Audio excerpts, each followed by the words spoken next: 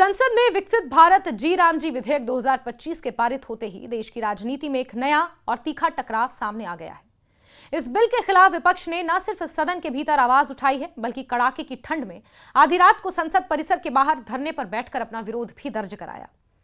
ये दृश्य अपने आप में असाधारण था, जहां देश के अलग अलग दलों के सांसद सर्द रात में खुले आसमान के नीचे बैठे दिखाई दिए। उनका कहना था कि यह सिर्फ एक बिल का विरोध नहीं, बल्कि गरीबों, मजदूरों और लोकतांत्रिक प्रक्रियाओं के सम्मान की लड़ाई है। गुरुवार को जब संसद ने विपक्ष के भारी विरोध के बावजूद इस विधेयक को पारित कर दिया, तो विपक्षी दलों में नाराजगी और गुस्सा खुलकर सामने आ गया। कांग्रेस, तृणमूल कांग्रेस, सीपीआई और अन्य विपक्षी दलों के सांसदों ने संसद परिसर में रात भर करीब 12 घंटे तक धरना दिया। उनका आरोप था कि सरकार ने ना तो उनकी बात सुनी और ना ही इस अहम बिल को सिलेक्ट कमेटी या संयुक्त संसदीय समिति के पास भेजने की उनकी मांग को माना। विपक्ष का कहना है कि जब किसी बिल का सीधा असर करोड़ों गरीबों और मजदूरों पर पड़ता है, तो उस पर गहन चर्चा, विस्तृत समीक्षा जरूरी होती है। कांग्रेस सांसद और वरिष्ठ वकील अभिषेक मनु सिंघवी ने इस बिल को अहंकार का प्रतीक बताया। उन्होंने कहा कि विपक्ष की मांग बेहद साधारण और लोकतांत्रिक थी कि इस बिल को सिलेक्ट कमेटी के पास भेजा जाए, ताकि इसके प्रावधानों की ठीक से जांच हो सके और जरूरी संशोधन किए जा सके। उनके मुताबिक सरकार ने इस बिल में कई ऐसी पाबंदियां जोड़ दी हैं जो सीधे तौर पर गरीबों और जरूरतमंदों के हितों के खिलाफ हैं। सिंघवी ने यह भी कहा कि संसद केवल संख्या बल के आधार पर फैसले लेने की जगह नहीं होनी चाहिए, बल्कि यह संवाद, सहमति और विमर्श का मंच है, जिसे सरकार ने नजरअंदाज किया है। तृणमूल कांग्रेस की सांसद सागरिका घोष ने धरने के दौरान सरकार पर और भी तीखे आरोप लगाए।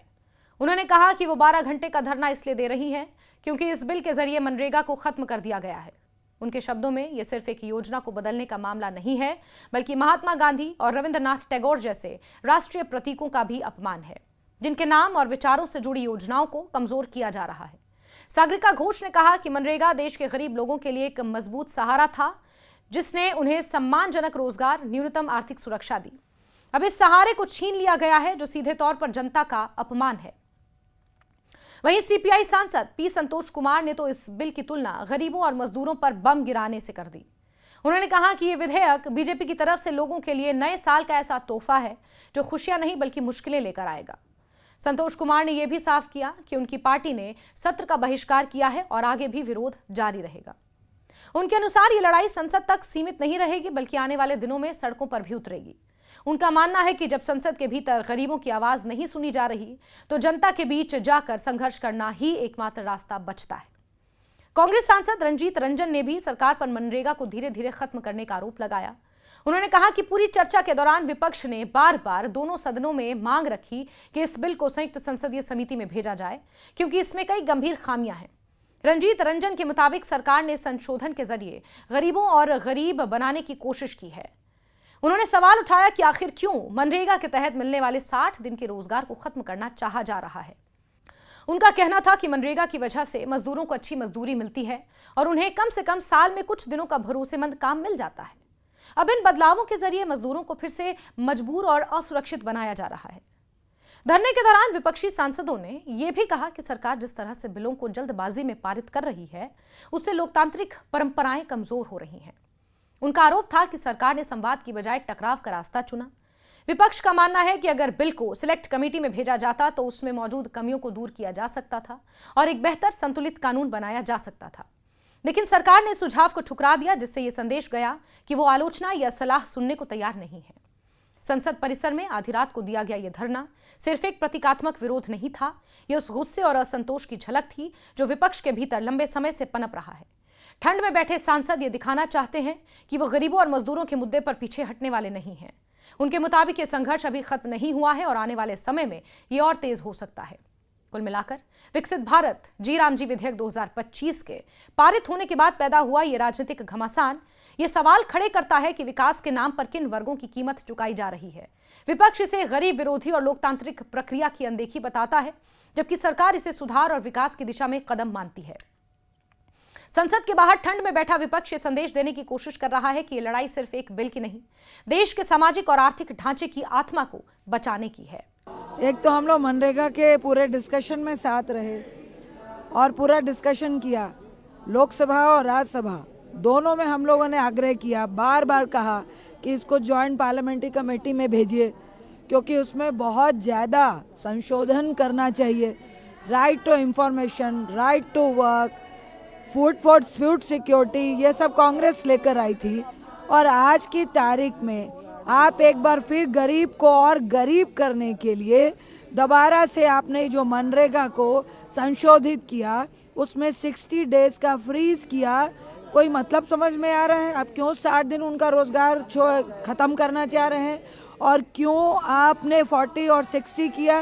क्योंकि अब 40% अगर प्रदेश को देना है तो जो गरीब प्रदेश है वो तो सोचेंगे कि हमें ये काम करना भी है कि नहीं है। दूसरा, पहले आप समझिए कि ये हक था, राइट टू वर्क था, अब डिमांड है। अगर डिमांड आएगी तो वहाँ पे काम होगा। तो ये तो धीरे धीरे आप निश्चित तौर से मनरेगा को ख़त्म करना चाह रहे हैं। और जो मजदूर है, जो गरीब है, उसको मनरेगा के कारण अच्छी मजदूरी मिल रही थी, अब आप दोबारा से उनको ब्लैकमेल करना चाहते हैं। आप उनको उन इंडस्ट्री और फैक्ट्रीज में भेजना चाहते हैं जो अपने मनमाने तरीके से मजदूरों को, लेबर को यूज़ करने का काम करेंगे। आपको तो उल्टा मनरेगा का मजदूरी बढ़ा के 400 करना था। एक तरफ आप लॉलीपॉप पकड़ा रहे हो 125 दिन का, लेकिन दूसरी तरफ आप तो मनरेगा से मजदूर का काम ही छीन रहे हो, जिसकी आपत्ति लोकसभा और राज्यसभा दोनों में थी। आप शुक्र कीजिए कि आपको 1 बजे तक हम लोगों ने समझाने की कोशिश की। पूरा विपक्ष डिस्कशन करना चाह रहा था, पूरा विपक्ष डिस्कशन करके आपको बार बार कह रहा था कि जिस तरह 1.5 साल के बाद आपको किसान का बिल वापस लेना पड़ा, आज नहीं तो कल मजदूर आपको सड़क पे चलने नहीं देंगे और आपको मनरेगा का भी ये जो संशोधन है दोबारा से वापस लेना पड़ेगा। The manner in which the Modi government has brought in this completely anti-poor, anti-people, anti-farmer, anti-rural poor bill, the VB-GRG bill, and has done away with the Manrega, with the Mahatma Gandhi National Rural Employment Guarantee Act. This is an insult to India's poor.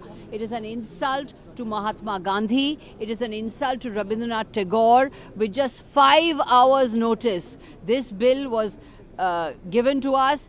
We were not allowed a proper debate. What is our demand? Our demand was such an important bill should be sent to the select committee and let the opposition parties examine it, let the opposition parties discuss it, let all stakeholders discuss it, but no, in a display of tyranny, in a murder of democracy, in a murder of parliamentary democracy, in a murder of the constitution, today the Modi government has bulldozed this bill. We protested in the floor of the House, we went into the well, we protested against this undemocratic, unconstitutional bulldozing of bills that the Modi government is doing. We are now going to sit on a 12-hour dharna against the manner in which the Modi government has brought this black law against the people of India, against the poor of India, against the rural poor of India. A bill which is an insult to the father of the nation, Mahatma Gandhi, an insult to Rabindranath Tagore, who gave the title Mahatma. We are going to be sitting in a 12-hour dharna here. Ma'am, only TMC or whole India bloc? All the opposition parties are sitting on a 12-hour dharna here. From 12 hours we will be sitting here in dharna against the manner in which the Modi government has bulldozed this bill, against the insult to the labouring poor of India, insult to Mahatma Gandhi. This is a second assassination of Mahatma Gandhi. In protest, we are sitting on a 12-hour dharna.